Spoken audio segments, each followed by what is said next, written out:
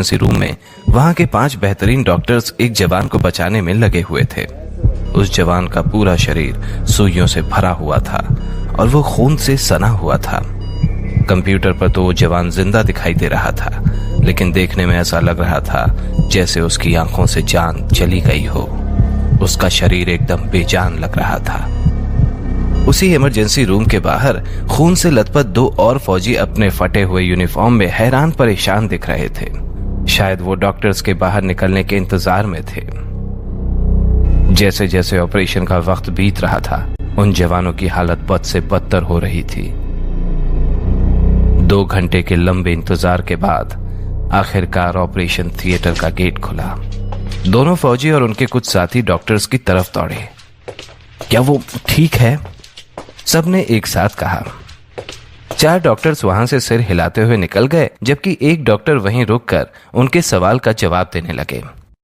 हाँ, हमने उसे बचा लिया। ये सुनते ही वहां खड़े सारे फौजियों के चेहरे खिल उठे। सबको राहत की सांस आई, लेकिन उन फौजियों के टीम इंस्ट्रक्टर को लगा कि बात कुछ और है।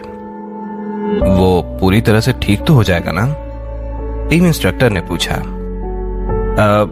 उसके शरीर की चोटों की तो ज्यादा दिक्कत नहीं है, लेकिन जो केमिकल उसको लड़ाई के टाइम पर दिया गया था वो खतरनाक है, और ऐसा हमने पहली बार देखा है। ये डिफेक्टिव केमिकल कैटेगरी में आती है। इसको बचाने में जो देरी हुई है उसकी वजह से ये केमिकल उसके ब्लड में मिल गया है और इसे वीक बना रहा है। डॉक्टर की बात सुनकर दोनों फौजी सुन्न पड़ गए। वीक होने से आपका क्या मतलब है? क्या इसका असर उसकी ताकत और परफॉर्मेंस पर पड़ेगा? दरअसल केमिकल पूरे शरीर में फैल गया है। अभी यह कहना मुश्किल है कि इस केमिकल का उसके शरीर पर क्या असर होगा, लेकिन इसका असर घातक भी हो सकता है। इसके साथ जो हुआ उसके लिए मुझे बहुत दुख है। देश के ऐसे जांबाज के साथ इस तरह की घटना होना वाकई हैरान करता है, डॉक्टर ने निराश होकर कहा। डॉक्टर की बात सुनकर दोनों फौजी और उनके साथी शॉक्ड थे। दोनों फौजियों के चेहरे पर 12 बजे हुए थे। तभी एक फौजी ने अपना आपा खो दिया और जोर से दीवार पर अपना हाथ दे मारा। कुछ ही पल में उसके दस्ताने से खून की बूंदें जमीन पर टपकने लगीं। सब मेरी गलती है। शिट! कबीर ने मुझसे कहा था, यह सब मेरी गलती है। वो अपनी बात कंप्लीट कर पाता कि उससे पहले ही टीम इंस्ट्रक्टर ने उसका कॉलर पकड़ लिया और उससे कहा, मैंने तुम्हें ये कितनी बार कहा है कि कबीर की ऑर्डर बिना सवाल किए मान लिया करो। और यह ऑपरेशन कोई आम ऑपरेशन नहीं था। फॉलो ऑर्डर्स, ये 2 शब्द तुम्हारी बुद्धि में नहीं आते क्या? मैं बस जीत की खुशी में वहां से कुछ लेना चाहता था। मुझे बिल्कुल नहीं पता था कि वहां कुछ लोग जिंदा बचे हैं।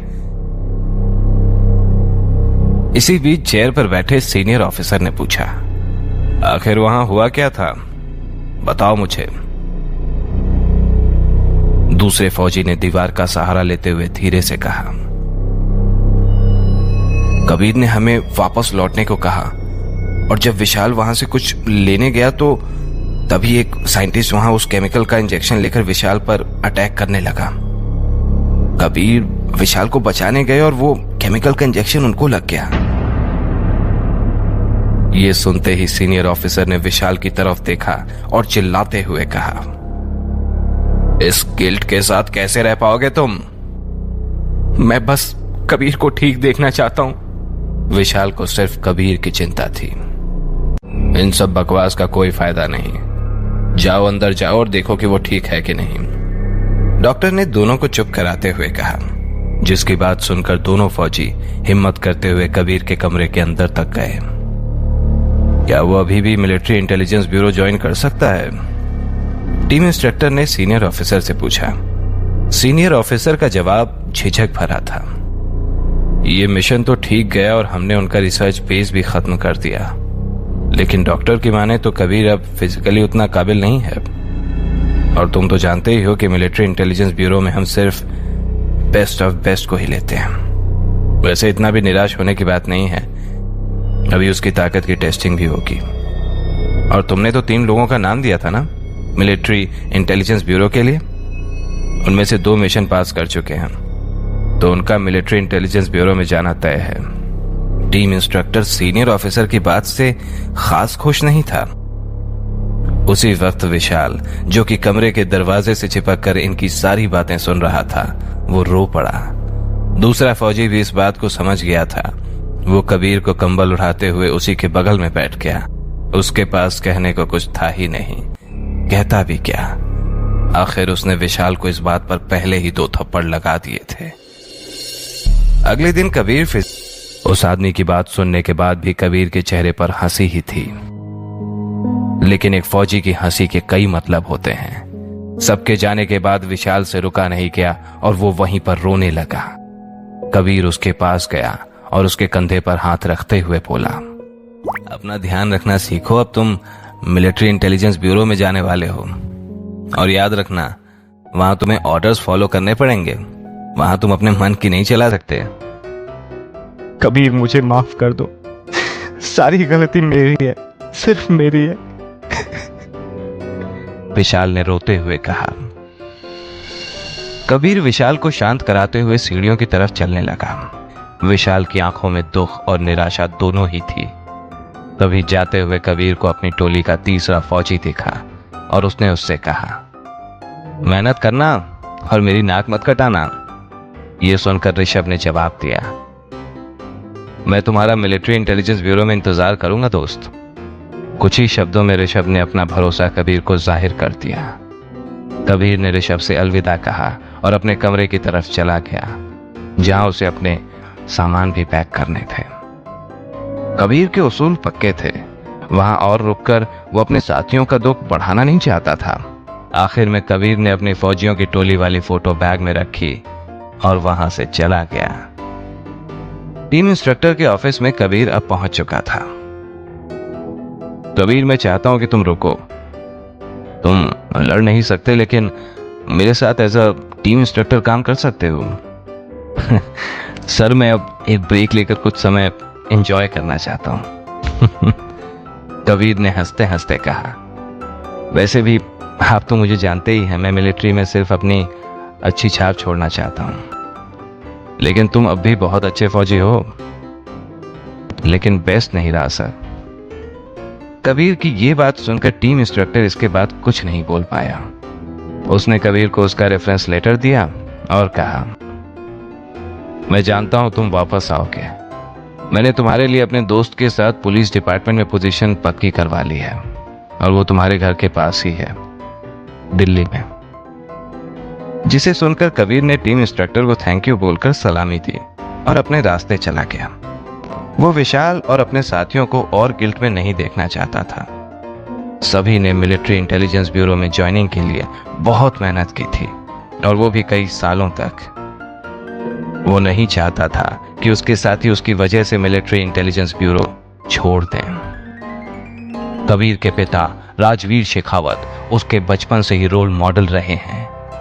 मिलिट्री इंटेलिजेंस ब्यूरो में जाना सिर्फ उसका नहीं, उसके पिता का भी सपना था। वो अभी तो यहां से जा रहा था, लेकिन ये उसके आर्मी करियर का अंत नहीं है, बल्कि ये तो एक नई शुरुआत की शंखनाद है। कबीर MIB के लिए वापस आएगा। कबीर के अंदर का फौजी सिर्फ एक एक्सीडेंट की वजह से उसे अपना सपना छोड़ने नहीं दे सकता था। जैसे ही कबीर मिलिट्री कैंप के गेट तक पहुंचा, उसने एक आखिरी बार अपने बेस कैंप की ओर जी भर के देखा।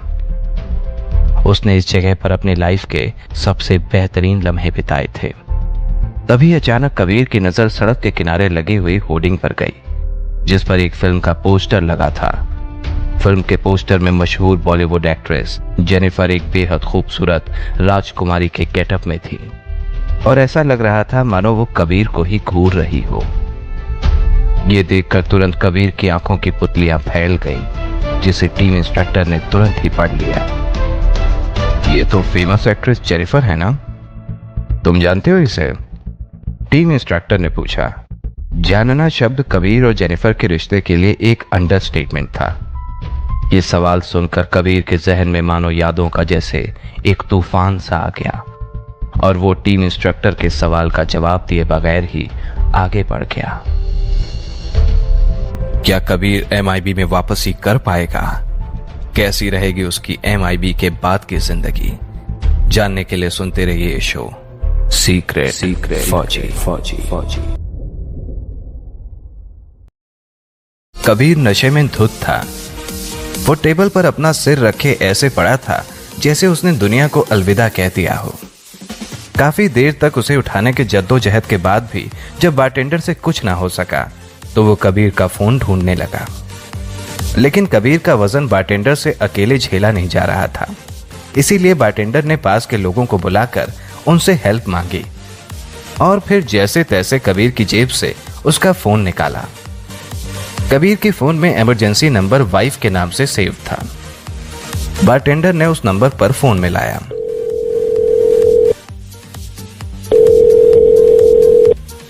काफी घंटी बजने के बाद आखिरकार किसी ने फोन उठाया। फोन की दूसरी साइड से किसी लड़की की आवाज आई। हेलो। उसकी मीठी और सॉफ्ट आवाज सुनकर बारटेंडर 2 मिनट तक कुछ बोल ही नहीं पाया।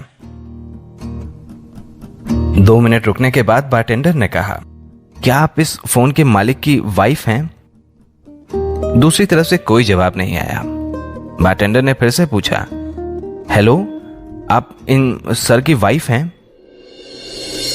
आखिर कबीर इस हालत में कैसे पहुंचा? कौन है वो लड़की जिसका नंबर उसने वाइफ के नाम से सेव कर रखा था? दरअसल मिलिट्री इंटेलिजेंस ब्यूरो ज्वाइन ना कर पाने की वजह से कबीर बहुत निराश था। साथ ही उसकी ताकत और तेजी भी उसके बाकी साथी फौजियों से कम हो गई थी। वो अपने साथियों के सामने रोना नहीं चाहता था और इसी वजह से उसने मिलिट्री कैंप छोड़ दिया था। उसे किसी की दया की जरूरत नहीं थी। उसने मन में सोच लिया था कि अब उसके पास सिर्फ घर जाकर बेहतर होने का ही रास्ता बचा है। दिल्ली वापस आकर कबीर ने क्लब में जाने का सोचा। तेज म्यूजिक और लोगों के शोर के बीच कबीर अपने आप में ही खोया हुआ था। वो अकेले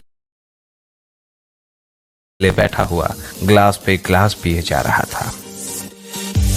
उतनी ही देर में एक लड़की उसके पास आकर उससे बात करने की कोशिश करने लगी। तुम यहां अकेले क्यों बैठे हो? ऐसी जगह पर अकेले बैठे रहने वाले आदमी कम ही देखने को मिलते हैं, उस लड़की ने कहा। कबीर उसको इग्नोर करता हुआ अपनी ड्रिंक पी रहा था। उस लड़की को कबीर का अटेंशन न मिलना अच्छा तो नहीं लगा, लेकिन वो अपने आप को रोक नहीं पाई। कबीर की 6 फुट 3 इंच की हाइट और चौड़े कंधे उसको क्लब में मौजूद बाकी सारे लड़कों से अलग बना रहे थे। शायद उस लड़की को कबीर की यही चीजें इतनी पसंद आ गई थी कि उसने कबीर से फिर से बात करने की कोशिश की, लेकिन कबीर उसने उसे फिर से इग्नोर कर दिया। सुनिए, इसे एक और ड्रिंक दे दीजिए मेरी तरफ से, उस लड़की ने बारटेंडर से कहा। जैसे ही बारटेंडर ने ड्रिंक का ग्लास टेबल पर रखा, उस लड़की ने मौके का फायदा उठाकर ग्लास में एक गोली डाल दी। मगर कबीर ने उसे ऐसा करते हुए देख लिया और उसने कहा, मुझे इतनी भी नहीं चढ़ी है कि अंधा हो जाऊं। चुपचाप यहां से चली जाओ, वरना सबके सामने बेइज्जती हो जाएगी तुम्हारी, कबीर ने चिल्लाकर कहा। वो लड़की कबीर के चिल्लाने से कांप उठी और शर्म के मारे वहां से चली गई।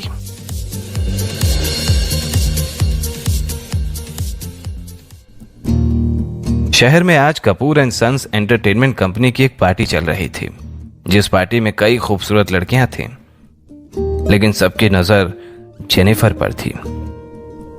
जेनिफर ने आज एक बहुत ही सुंदर ड्रेस पहनी हुई थी और उसके घुंघराले बाल उसके चेहरे की नूर को और बढ़ा रहे थे। उसके चेहरे में एक अलग ही चमक थी। पार्टी के सारे मर्द सिर्फ उसकी ही सुंदरता को निहार रहे थे, और तो और सारी औरतें भी अंदर ही अंदर जेनिफर की तरह ही बनना चाहती थीं। सब जेनिफर को सिर्फ इसलिए नहीं देख रहे थे क्योंकि वो सुंदर थी। जेनिफर को हाल ही में बॉलीवुड की नेक्स्ट सुपरस्टार का अवार्ड मिला था, और वो सिर्फ एक एक्ट्रेस ही नहीं बल्कि एक कमाल की सिंगर भी थी। जेनिफर के डैडी देश के टॉप बिजनेसमैन में शुमार हैं और उसकी मॉम अपने समय की बेस्ट इटालियन मॉडल रह चुकी हैं। इसीलिए जेनिफर में इंडियन डैड और इटालियन मॉम दोनों की ही खूबियां थीं, और बस यही चीज उसको बाकी सारी एक्टर्स से अलग बनाती थी। पहले तो वो कबीर का फोन नहीं उठाना चाहती थी, लेकिन बारटेंडर की बात सुनकर वो सोच में पड़ गई। फोन काटने से पहले उसने बारटेंडर से पूछा, आप मुझे अपनी जगह का एड्रेस बताएंगे? जी ma'am, Grand Plaza, Connaught Place. उसके इतना कहते ही जेनिफर ने फोन रख दिया था। कुछ देर सोचने के बाद उसने अपने असिस्टेंट को बुलाया और उससे कहा, कार लेकर आओ, मुझे कहीं जाना है। ये सुनते ही असिस्टेंट ने गाड़ी की चाबी उठाई और जेनिफर को पार्टी की भीड़ से छुपाकर गाड़ी की तरफ ले गई। ग्रैंड प्लाजा क्लब की ओर चलो, जेनिफर ने कहा। मैम, काफी नए एक्टर्स आपसे मिलने के लिए आए थे, हम इतनी जल्दी पार्टी से क्यों आ गए? असिस्टेंट ने गाड़ी स्टार्ट करते हुए कहा। तुम उसे पार्टी कहती हो? मैं तो वहां पर बोर हो रही थी। जेनिफर खिड़की से बाहर चमकते आसमान को देख रही थी। तभी उसकी असिस्टेंट ने पूछा, मैम काफी देर हो गई है, हम इस टाइम क्लब क्यों जा रहे हैं? जेनिफर ने इस बात का जवाब नहीं दिया और आसमान को ही निहारती रही। थोड़ी ही देर में उनकी गाड़ी ग्रैंड प्लाजा क्लब तक पहुंच गई। वो जगह जेनिफर के लायक नहीं थी। अगर बॉलीवुड की इतनी बड़ी स्टार उस क्लब में आ जाती तो हंगामा होने में देर नहीं लगती। इसी वजह से जेनिफर ने खुद ना जाते हुए अपने असिस्टेंट को क्लब के अंदर जाने को कहा। कीर्ति, तुम अंदर जाओ और अंदर से कबीर शेखावत नाम के इंसान को लेकर बाहर आ जाओ। कीर्ति काफी सारे सवाल पूछना चाहती थी, लेकिन उसने इस समय जेनिफर की बात बिना किसी सवाल के ही मानना सही समझा। वो अंदर गई और थोड़ी ही देर में कबीर को लेकर बाहर आ गई। कबीर नशे की हालत में ठीक से चल भी नहीं पा रहा था। कैसे भी करके कीर्ति उसे बाहर तो ले आई, लेकिन कबीर को गाड़ी में बिठाना बहुत मुश्किल था और आखिरकार कबीर को गाड़ी में बैठाने के लिए जेनिफर को गाड़ी से बाहर आना पड़ा। जैसे ही जेनिफर और कीर्ति ने कबीर को गाड़ी में बिठाया, जेनिफर ने तुरंत कीर्ति से कहा, घर की ओर चलो। मैम, ऐसे किसी अनजान आदमी को अपने घर ले जाना सही है क्या? कीर्ति ने पूछा। उसे चिंता थी कि अगर कोई देख लेगा तो कल के अखबार में कुछ भी छप सकता है। जल्दी चलो, जेनिफर ने सख्त आवाज में कहा। कीर्ति ने गाड़ी शुरू की और घर की ओर ले ली। कीर्ति के मन में तब से कई सवाल उठ रहे थे और आखिरकार उसने जेनिफर से पूछ ही लिया, मैम, यह आदमी है कौन? मैंने इसको आपके साथ पहले कभी नहीं देखा। ये मेरा पति है, जेनिफर ने सीधे शब्दों में जवाब दिया, लेकिन सिर्फ नाम का। ये सुन के कीर्ति का मुंह खुला का खुला रह गया। लेकिन आप तो सिंगल हो। ये शादी बचपन में हमारे माँ बाप ने तय कर दी थी। उस टाइम मैं मना नहीं कर पाई। हमारी शादी को 3 साल हो गए, लेकिन हम कभी साथ नहीं रहे। हमारी नजरों में देखा जाए तो ये शादी है ही नहीं, जेनिफर ने जवाब दिया। ये सुनकर तो किसी के भी मन में 100 सवाल उठते, क्योंकि जेनिफर सिर्फ 23 साल की थी। कीर्ति अपने बॉस के साथ 3 साल से काम कर रही थी, लेकिन उसने आज तक उसकी शादी के बारे में कुछ नहीं सुना था। और अगर खबर मीडिया को पता चल गई तो? और फैंस का क्या? उन सबका तो दिल ही टूट जाएगा। और अगर ये खबर फैलने से जेनिफर का करियर खत्म हो गया तो? कीर्ति के मन में ऐसे ही सवालों की बहार आई हुई थी। कहा जाता है कि बॉलीवुड में सिर्फ सिंगल एक्टर्स ही स्टार बन पाते हैं, और अगर लोगों को पता चल गया कि जेनिफर शादीशुदा है तो फिर उसको ना तो फिल्म्स मिलेंगी और ना ही कोई अवार्ड। जेनिफर ने कीर्ति के मन की बात समझ ली थी और उसने कीर्ति से कहा, कोई डरने की बात नहीं है। हमने इस बात को 3 साल से छुपा के रखा है और मुझे भरोसा है आगे भी ये बात राज ही रहेगी।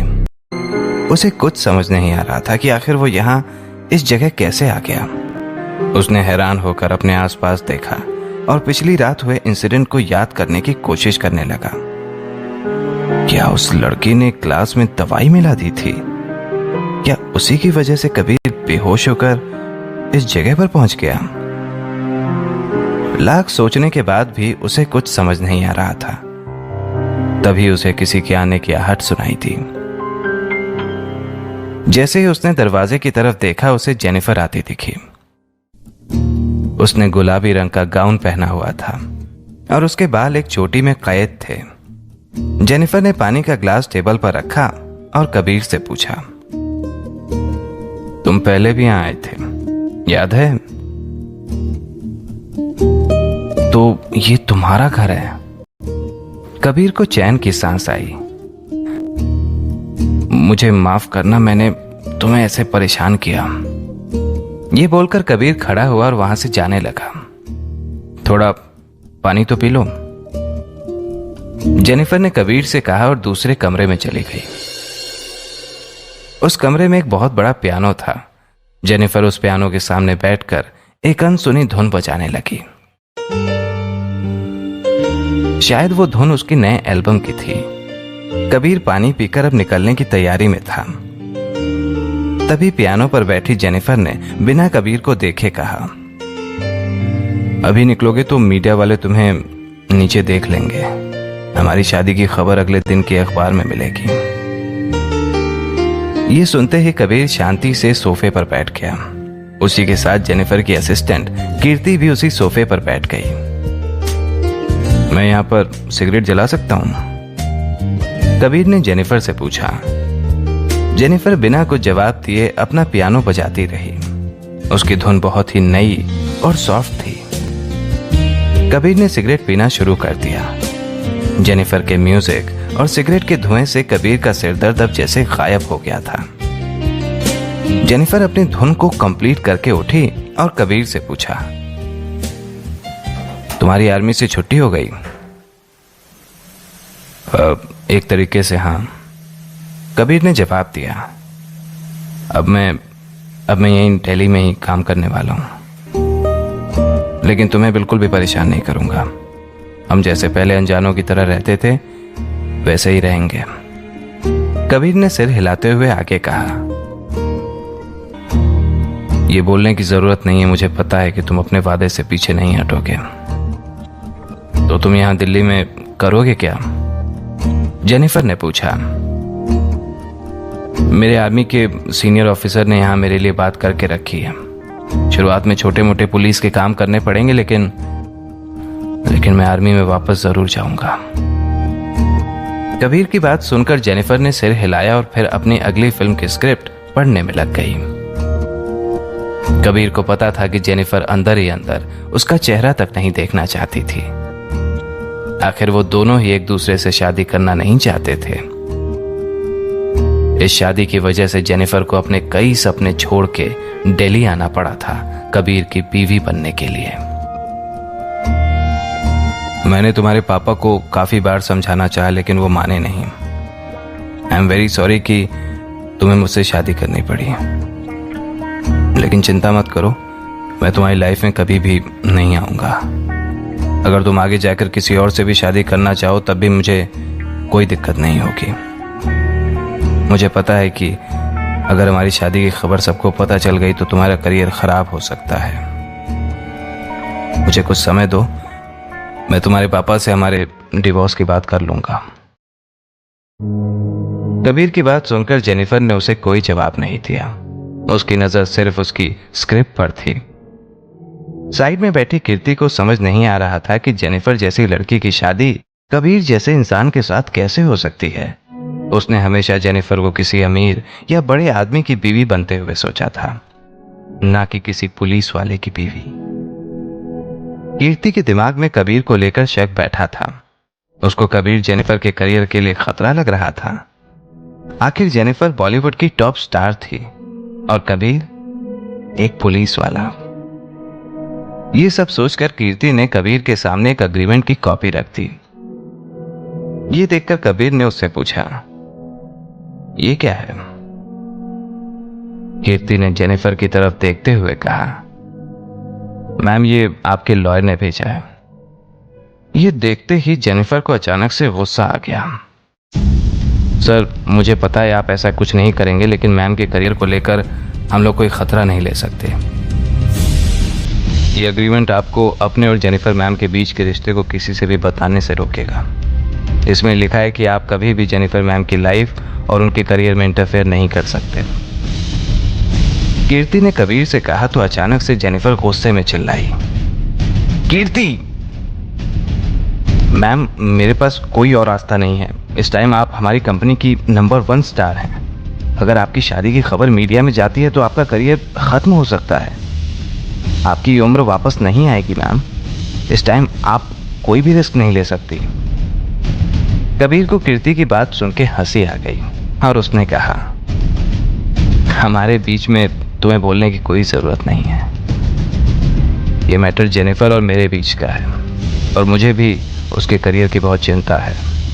ना मैंने पहले कभी किसी को बताया है कि मैं जेनिफर का पति हूँ, ना आगे बताऊंगा। तुम्हें और तुम्हारी कंपनी को घबराने की कोई ज़रूरत नहीं है। मैं कभी भी उसके करियर के बीच नहीं आऊँगा। इतना कहकर कबीर जेनिफर के घर से चला गया। कीर्ति को यह बात बिल्कुल भी पसंद नहीं आई। उसने जेनिफर से कहा, मैम, हम उसकी बात पर ऐसे भरोसा नहीं कर सकते। अगर वो ये एग्रीमेंट साइन नहीं करेगा तो वो आगे जाकर आपको ब्लैकमेल कर सकता है। जेनिफर को इस बात की बिल्कुल भी परवाह नहीं थी। वो फिर से अपना पियानो बजाने लगी। मैम, मुझे एक बात समझ नहीं आ रही। आपने अपनी शादी की बात कंपनी को बताई क्यों नहीं? अगर वो साइन नहीं करेगा तो फिर कंपनी आपके प्रोजेक्ट्स पर पैसा कैसे लगाएगी? जेनिफर बहुत ही शांति से एक दूसरी धुन बजा रही थी। उसे कीर्ति के बोलने से कोई भी फर्क नहीं पड़ रहा था। वो तो बस अपने म्यूजिक में मगन थी। जैसे ही उसने अपना गाना खत्म किया, वो कीर्ति की तरफ मुड़ी और उससे पूछा, कीर्ति, क्या मैं तुम्हें सुंदर लगती हूं? इसमें पूछने की क्या बात है मैम? मैंने आज तक आपसे ज्यादा सुंदर लड़की कभी नहीं देखी। आपसे दुनिया के अमीर से अमीर लड़के मिलना चाहते हैं। आपके साथ एक डेट पर जाने के लिए लोग करोड़ों खर्च करने को तैयार हैं, लेकिन आप किसी को भी अपने आसपास आने नहीं देती। इससे साफ पता चलता है कि आपकी कितनी वैल्यू है मैम। मगर क्या तुमने सुना नहीं कि उसने क्या कहा? वो 3 साल से मेरा पति है, लेकिन उसने आज तक किसी को नहीं बताया, ना ही मुझे कभी किसी चीज से रोका। मेरे हिसाब से वो इंसान अपनी बात का पक्का है। मुझे एक बात बताओ, क्या कोई भी आदमी मेरा पति होकर मुझसे दूर रह सकता है? नहीं ना? लेकिन वो 3 साल तक मुझसे दूर रहा और आगे भी रहेगा। उसकी बात सुनकर कीर्ति अब चुप हो गई। उसे जेनिफर की बातों में दम तो लगा, क्योंकि अगर कोई और होता तो अब तक जेनिफर का पति होने के बाद दुनिया को बता चुका होता। लेकिन मैम, कहीं अगर वो आपके और सक्सेसफुल होने पर वापस आ जाए तो? कीर्ति का सवाल सुनकर जेनिफर एकदम से चौंक गई। क्या सचमुच जेनिफर की जिंदगी में वापस आ जाएगा कबीर?